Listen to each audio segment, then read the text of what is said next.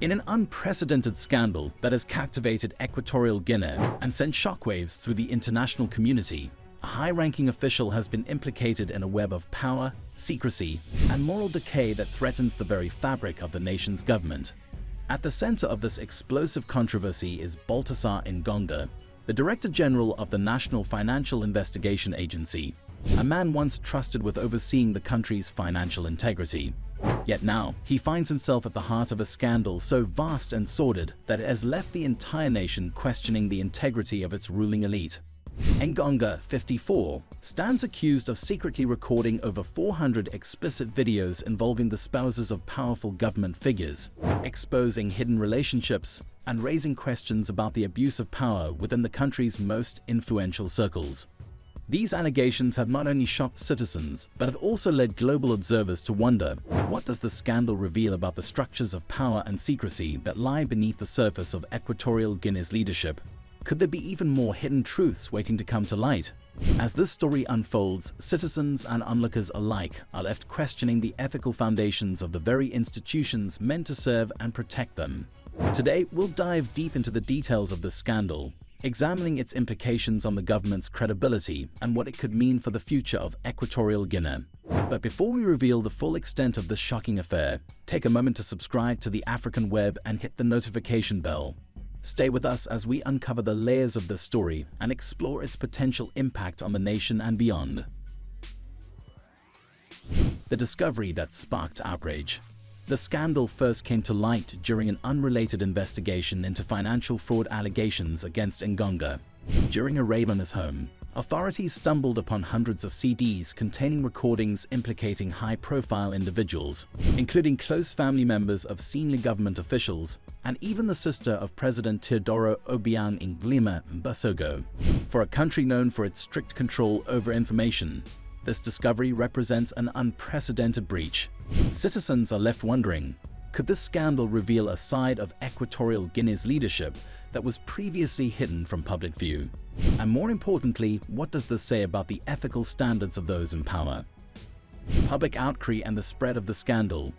As these videos began circulating on social media, public outrage surged across the country. Shockingly, some recordings were taken in Engonga's own office with the national flag visibly present. This not only points to a brazen disregard for propriety, but raises the question, was this a reckless abuse of authority, or is there something far more insidious at play? Many Equatorial Guineans are dismayed by what they see as a deep violation of ethical standards. While reports suggest these encounters were consensual, citizens are left grappling with the damage done to the nation's image. Can Equatorial Guinea recover from this, or will this incident leave a permanent stain on the country's reputation? Government's attempt to control the fallout. In response to the growing uproar, Equatorial Guinea's Vice President Teodoro Obiang Nguema took swift action, ordering telecom companies to slow the internet in an attempt to curb the spread of these videos. The result has been a noticeable slowdown in internet speeds, particularly in downloading images and videos. But was this censorship truly intended to protect the nation's dignity, or is it simply a desperate attempt to contain the scandal? For a nation that prides itself on maintaining control over information, such a drastic step reveals the high stakes for Equatorial Guinea's leadership. Many Equatorial Guineans wonder if this clampdown on internet access serves the people's interests or merely those of the ruling elite. Legal and health implications. In a surprising twist, Equatorial Guinea's chief prosecutor, Anatolio Enzang Nguema, has stated that if Engonga is found to have a sexually transmitted disease, he could face additional charges for an offense against public health. Why has public health suddenly become a focal point in this scandal? Does this signal an attempt by the government to shift public outrage solely onto Engonga, diverting attention away from the deeper ethical concerns surrounding the scandal? These additional charges could be part of a broader strategy, perhaps aiming to placate the public's anger by holding Engonga accountable on multiple fronts. But will this approach be enough to restore public confidence, or will citizens see it as a mere scapegoating tactic? Drastic new policies in the wake of scandal. In an effort to prevent future incidents, Vice President Obiang has implemented strict new policies, including the installation of security cameras in all government offices. Additionally, employees have been sternly warned that engaging in inappropriate behavior at work will lead to immediate suspension. Could these measures genuinely restore the public's trust, or is this crackdown just another effort by the government to preserve its reputation? Citizens are left questioning whether these policies will genuinely foster accountability or if they're simply a reaction to public pressure. For a government often seen as distant from its people, can these sudden reforms resonate with citizens, or will they feel like too little too late? Beyond the security upgrades, Equatorial Guinea's leadership has issued strong warnings to civil servants across the country.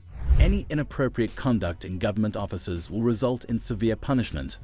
Is this new vigilance a genuine attempt to foster a culture of integrity, or does it merely mask deeper systemic issues?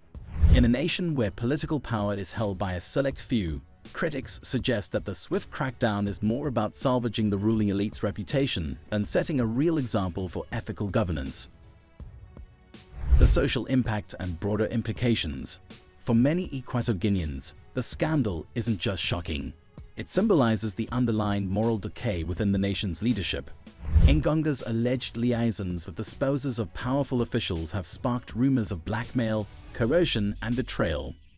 This has led citizens to speculate, could these takes be part of a broader scheme of influence and manipulation?